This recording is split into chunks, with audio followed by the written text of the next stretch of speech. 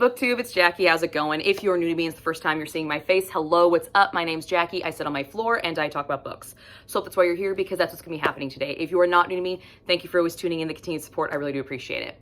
So today for you, I have my weekly wrap up, and this is from dates January 22nd through January 28th, and all my reading shenanigans in between. Now, I was a very, very bad booktuber this week. I didn't get a lot accomplished because I was working on a beast of a book, but what I did accomplish and what I did get read on that beast of a book, I thoroughly fucking enjoyed. So without further ado, grab yourself a drink, have yourself a seat, and let's get talking some books. Okay, so if you've noticed, you can see a different reflection in my glasses. I recently purchased a ring light, so I'm still in the practice the practice of trying to figure out how to kind of work it, where to place it. So I'm sorry about the glare if that bothers you. I will try my best to kind of hide the glare off my glasses so you don't get this like alien looking thing on my glasses. But I can't see without my glasses, so they're gonna stay on. All right, so like I said, I completed 2 books and I got 2/3 done on a third one. So yeah. First book I did complete was Jade West's Bait, and it looks like this. I gave this 4 stars. This was recommended to me from my viewer recommendation jar, and this was recommended to me by Ashton over at FirstLadyReads, and I'll link her down below. This is a standalone. We have a lot of triggers in this book. We have triggers for miscarriage, human burning, loss of a loved one, stalking. We also feature a primal kink in this, and if you're not familiar with a primal kink, that is the act of receiving sexual gratification through primal practices such as hunting, scratching, biting, growling, kind of in a stalking nature. Top and bottom dynamics, dominant, submissive dynamics, things of that nature. And this book really features the hunt of the primal kink scope, very much on the hunt aspect. We also have triggers for C&C, which you are not familiar with that. That is consensual non-consent. That is when partners agree to engage in sexual role play as if consent has been given, but it's acted like it has not been given. So it has been given, but they are acting as if, you know, completely out of the blue. Because the fantasy that is really displayed in this is a rape fantasy, which is the sexual role playing of a partner who plays the submissive or the victim and a partner who plays the dominant or the attacker in a staged rape style setting fantasy. So a lot of heavy hitting triggers in this book. This book is not for the faint of heart or light of heart, so I do want to make you guys aware of that.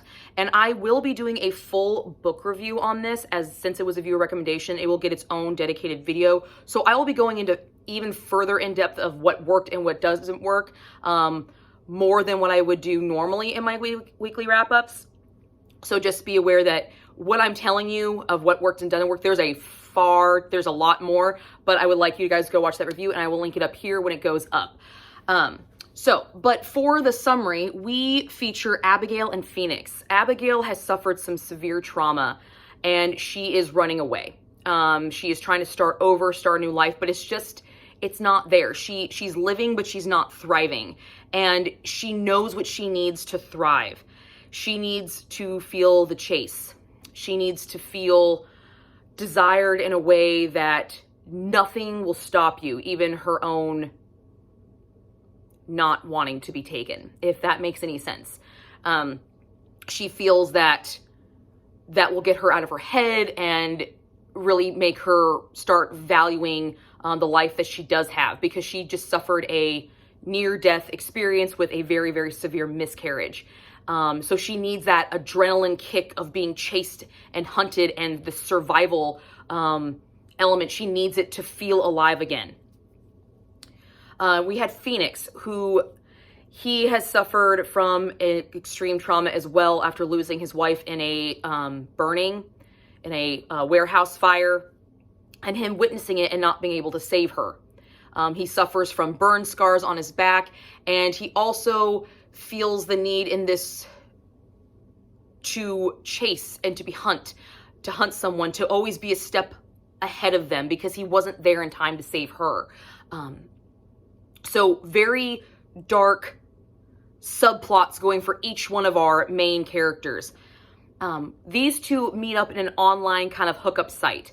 And after a few conversations via the internet chit-chatting, they decide to meet up. But they don't know, well, Abigail doesn't know when or where until he tells her.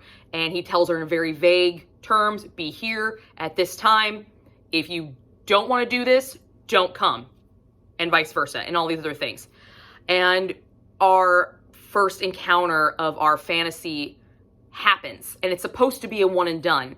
However, the pull between these two, the chemistry between these two, doesn't allow for that. And that's where our story really starts to kick off. And through this really dark, intense cat and mouse game, these demons that both of our hero and our heroine are suffering from are helped resolved and helped healed throughout the rest of the story. A little bit about what I thought worked, but again, I will go into further in depth in that full book review. The two subplots for our hero and heroine, I thought they were great because the way West did them. She didn't just give us plot A and plot B and then plot C. What she did is she weaved plot A and plot B to create plot C. So it was this very wavy kind of intertwined thing, but you had a clear idea of what was going on the entire time. So anytime a new development between the major arching plot of these two combining was revealed, it answered an element in this plot to understand it more, to kind of elevate it, as well as this one to elevate it. And they grew simultaneously, and it was fantastic. So basically she had 3 storylines going at the same time, and it was fucking phenomenal. She did a great job with it. Had a great job. I was a big fan of Phoenix's character. I loved his character. I loved his arc. I loved the way he handled things. I loved the way he was in control for most of the book. Even in his frenzied moments, I really enjoyed the way West wrote him. For as dark of a sexual fantasy that he needed, he seemed very, very down to earth. He seemed very collected. He seemed like he had his shit together for experiencing this fucking twisted, fucked up backstory. I really enjoyed the character that she gave us for him. A little bit about what didn't work. I resonated with Abigail's character at times, but there were times where she fell a little flat for me. Her arc was not as smooth as Phoenix's. His arc seemed to really make sense every single every single moment. It made sense of why it was going that way. Hers, it made sense, and then it felt like she backtracked, and then she started back on that path, and then she backtracked again. And she always backtracked after the encounters happened. So for a while I felt maybe these encounters aren't helping her the way they're helping him. But eventually we get there. We do get there. But there are times where I was like, why? And that just felt very, very flat for me. It felt very typical. Like almost as if she's trying to make her this delicate little flower again, when this is supposed to be building her up. And you see it building her up, but then she drops back down. Like she can't hold on to the power that she's gained. And that bothered me. I didn't really enjoy that about Abigail's character at all. But eventually we do overcome that to get Abigail where she needs to be. And again, there are other things that worked and didn't work, but I will go further into depth in those on my book review. Our spice rating is a 4.5 chili pepper. This thing racked it up. I mean, the main component in this is a rape fantasy. It is a rape fantasy, so that is going to seriously jack up the spice rating because it is a dark, it's a dark fantasy that a lot of people have that a lot of people don't act on.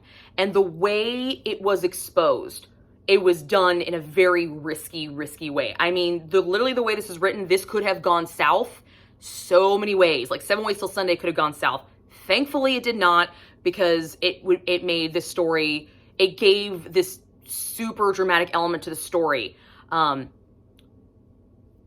That if it wasn't there, I don't think it would have played out as well, but it was a very, very risky way of going about having this fantasy. And also, I mean, we have use of toys in this, and some of those scenes were a little bit painful to read because I know what toy she's talking about. Damn. Ow. And we do have a pierced hero, which becomes a character in of itself because they definitely he has a Prince Albert and a Jacob's Ladder, and I'll let you guys go look up for yourself what those are. Have fun with that.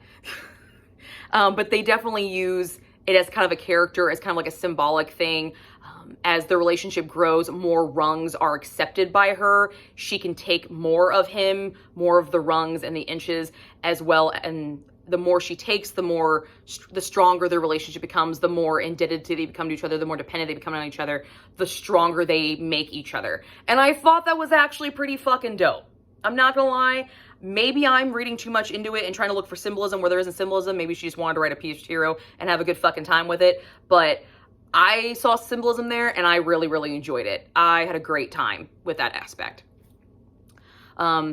This 4.5 Chili Peppers gave this book 4 stars. I had a great time. Ashton, thank you for recommending this to me, and I will get that book review up for you guys very, very soon. So when I do, it'll be linked up here and down below so you guys see a full book review for it if you so choose. The next book I completed was Beckon by Verlene Leigh, and it looks like this. This I gave 3 stars. This I read for the ABCs of Love Readathon, which is my readathon that I host with Jen over the Book Refuge, and we just had our first live show. I will link it here as well and down below so you guys go check that out if you guys missed it. And that was on Amore and this book. This book doesn't suffer. It shows triggers for combat PTSD, also PTSD from loss of a loved one. Widowed heroine with a child, and we have an unnamed mental disorder representation in this book as well. Summary, we have Chandler. He is ex-military who gets drunk to numb the voices that he hears and his night terrors from his combat experience.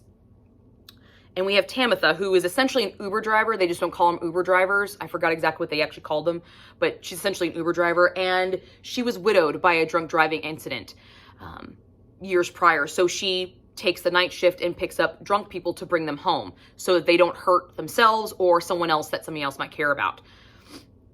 She picks up Chandler on a call, and Chandler's kind of a dick to her, kind of an asshole, but she's got this cheery sort of demeanor. So we do have a grumpy sunshine kind of trope going on with this book as well. And even though he's an asshole, she wants to make sure that he's safe because she can tell that he's pretty far gone, but he's not. In a way, she knows that he did it for a reason. It wasn't just because he can't handle himself.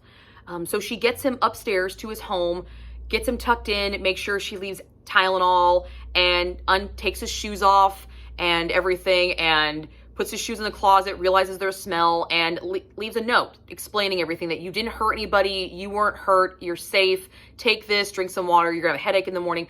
Basically goes above and beyond for an Uber driver. Like, she earned her fucking rating on this one, okay, guys? She did. And then leaves. Never to see this guy again. However, when Chandler wakes up the next morning, seeing the kindness of a complete and total stranger who he was a dick to, because he remembers being an asshole to her, for some reason, this kicks him into high gear to finally seek the help that his own best friend has been trying to get him to go to since their combat mission together. For some reason, just this small act of charity on behalf of this complete and total stranger, it does wonders for him. And he wants to find her. And his friend refuses. Says, look, you give me a month. You give me a month to go in the group therapy and the counseling, then I'll give you her name. He agrees. But Chandler's like, ha, joke's on you, I'm gonna find her myself. And he does. He takes a bunch of Uber rides. Lots of them. But through these Uber rides, he's experiencing things that he's completely forsaken in the last couple of months.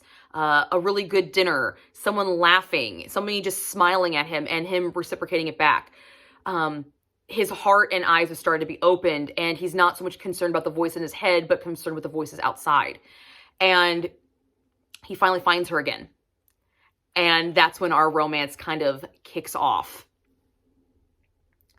I talked about a lot what worked and what didn't work in this book in that live show, so please go check that out. I will talk a little bit about it here, but most of it was in that, so instead of regurgitating the information. So if you have not gotten to see that live show, go check it out. But definitely what worked in this book immensely was the relatability of the characters for me. I related to both of these characters a lot. I'm a step-parent. Okay, I'm a step-parent to a widower and to a child who no longer has her mother with us. So I knew exactly where Chandler was going when he started a relationship with a widowed woman with a small child. I felt that I could relate to where he was standing, what was going on in his head in the book. I completely understood it. Also, I related with the female character as well because I was hit by a drunk driver back years ago, and it completely turned me off from drinking and completely polarized me against drinking and driving at all. And I became the DD in college all the time. I told anybody, even the people that hated me, just call me. I live in town. Call me. I'll come take you home. I don't know how many calls I got at 3 o'clock in the morning, come pick somebody up from a bar to take them home because it was safer for them to ride in a car with somebody they fucking hated than to walk. So I completely relate with both of these characters for different personal elements to me. So I really loved this about this book. It spoke to me on a level that I don't know if it's going to speak to a lot of people, but I thoroughly enjoyed it for that element, for sure. One major thing, though, that did not work for me in this book, Tamitha, who's our heroine, she has a condition. It is obvious. It is completely obvious that she has what we would call OCD, or obsessive compulsive disorder. She speaks out loud. She does things, repetitive behaviors. She has certain ways things have to be for her to physically function. But it's never titled that. It's never said in the book that that's what it is. But we clearly get a title for Chandler's, which is PTSD, post-traumatic stress disorder due to combat. But we're never diagnosed her, and that bothered me because of the way they were talking about her behaviors. They weren't talking about her behaviors in a clinical sense. It was more in kind of a derogatory sense, and I don't think that was meant to come across that way, but that's what it looked like to me because they called them tics and quirks and oddities, and people made fun of her for talking. And I was just like, give me the representation that she actually is and work with it. You could have easily given the same story and still admitted that she had OCD. And because it was already a character in of itself, because it became a trait that Chandler loved about her and understood and embraced about her. And one of my favorite moments in the book was a moment where he was embracing this concept of her, that she couldn't change and she had to function. So he embraced it and worked within her scope of what could work for her to enjoy their first physical intimate session. And it was like, please give this a fucking name. Give it the representation it deserves. I would have enjoyed this book. I probably would have given this book another star had I gotten that actual representation because I felt that's important. The sex rating, yeah, it's a sex rating, guys. The spice rating I gave this was, I only gave this a 2 chili pepper. It was pretty vanilla. There was some nice little phone sexy time going on, which I thought was kind of cool. I liked it. Mostly on his part, but their first intimate session, I really enjoyed because of her behavior. She cannot function when there's messes. And when they've ripped all their clothes off, she kind of stops and she's physically like trying to overcome it, and he sees it and he knows exactly what it is because he's seen her, he's embraced her, he's embraced everything about her. And he's like, hold on. And he goes and takes the clothes and folds them up and puts them in a nice pile. And it's the sexiest fucking thing to her in the world that she jumps him. And I just was like, see, that's awesome. I fucking love that. That made that sex scene so much better. It was hot, don't get me wrong, but it made it sweet for me. It wasn't just hot and exciting. It was sweet and it was loving. And I was like, yes, this is making love. This is not just fucking. This is making love. And I was like, yes, because there's a difference. There's a fucking difference, people. Both of them are great, but there's a difference. So I had a good time with this one, a much better time than Amore. But again, you can go check out our live show. Becky from Beck X Reads and Jen from the Book Refuge joined me on that panel. Jen, as many of you know, she's my co-host for that, and Becky decided to join the panel. And even though Becky only finished this one and Jen DNF'd both of them, we still had a good time talking about it. So go check that out, guys. All right, and the last book that I worked on this week was this guy. Yeah. So I was supposed to be on the live show for this book, and I had to bow out because I was only halfway done with it. I was supposed to finish it on Saturday night, and I passed out. And I've literally been reading it all day, and I still have this much left to read, but I wanted to make sure I got my weekly wrap up done. This thing is intense, and it is very, for Sarah J. Maas, this is her version of info dumping, in my opinion. I don't like info dumping. I don't like it. But I just got done reading Throne of Glass series, where I had a whole, something like 7 or 8 books to build this world and build all these concepts and these hierarchies and everything. And this, I am getting everything. Wham, bam, thank you, ma'am. Let's go. Let's move the fuck on. I got shit to do. I got shit to talk about. Here's your world. Fucking deal with it. And it's a little daunting because Sarah J. Maas gives such detailed world building. And so she's condensing that, and there's a lot of political machinations, a lot of hierarchy, there's a lot of government, there's a lot of different paranormal style creatures. I mean, we got angels, we got werewolves, we got vampires, we got witches, we've got mermen. I met the merman guy, which was kind of cool. I want to see more of him. I really hope to God I see more of him. Really liked him. Thought he was fun. And then we got this like slave and free element. Then we got these half-breeds. And it's got all the paranormal stuff. It's got it all. And it's awesome and it's amazing, but getting all of that in one big chunk was a lot for me. So this one took a little bit more for me to really start getting into. But as I'm starting to learn this story and this mystery element, I'm just like, Sarah, what you got going on here? What you got going on here? I see where you're going, but you already completely threw me for a loop in the first like 100 pages, which I didn't see coming at all. I was like, oh, I thought I had this figured out, and I don't. I just know that this is going to be a ride. This is definitely a ride, and I cannot wait to finish it. So yeah, I'm very excited about this, and you will be seeing a full book review on this when I am done, as this was the book that won the poll for January to have a full book review.